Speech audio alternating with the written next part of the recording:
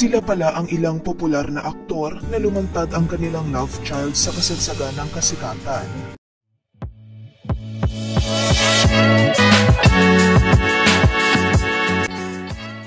Ayon Perez. Isa na marahil ang It's Showtime co-host na si Ayon at ang veteran comedian host na si Vice Ganda sa celebrity couple na may maingay na pangalan ngayon. Sa pagpasok niya sa showbiz, hindi rin nagtagal at nabulgar din sa publiko ang pagkakaroon niya ng anak sa dating karelasyon bago pa man siya sumikat. Minsan niya na itong dinisclose sa isang interview noong 2018 at sinabi niyang mayroon siyang 3-year-old son.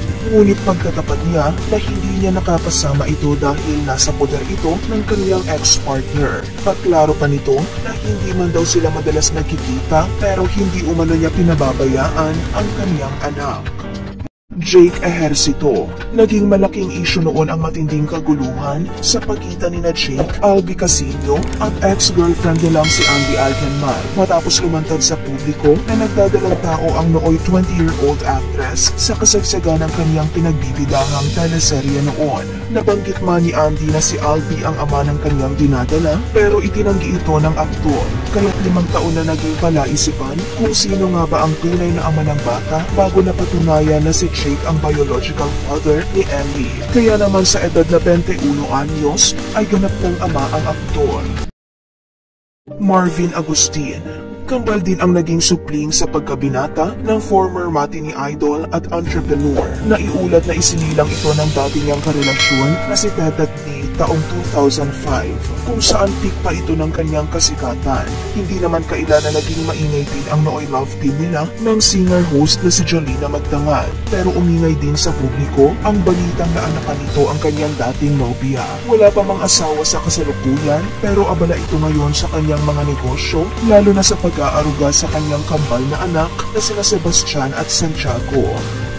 Richard Yap. Noong 2021, matatandaang umingay ang pangalan ng nagpakilalang illegitimate son ng veteran actor na siyang ikinagulat ng nakararami. Lumantad ang binata na nagngangalang Joshua Paulo Jensen kung saan claim nito na anak daw siya ni Richard.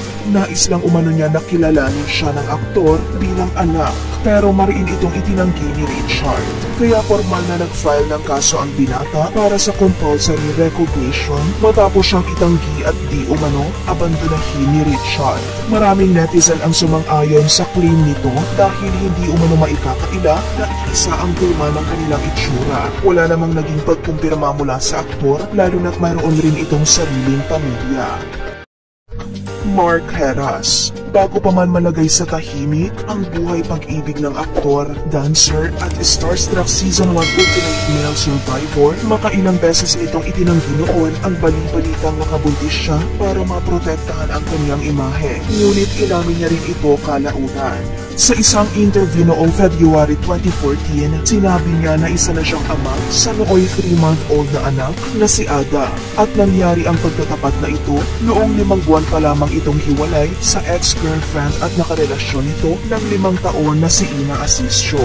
Ngayon ay masaya na ito sa piling ng asawang si Nicole Donesa kasama ang kanilang supling.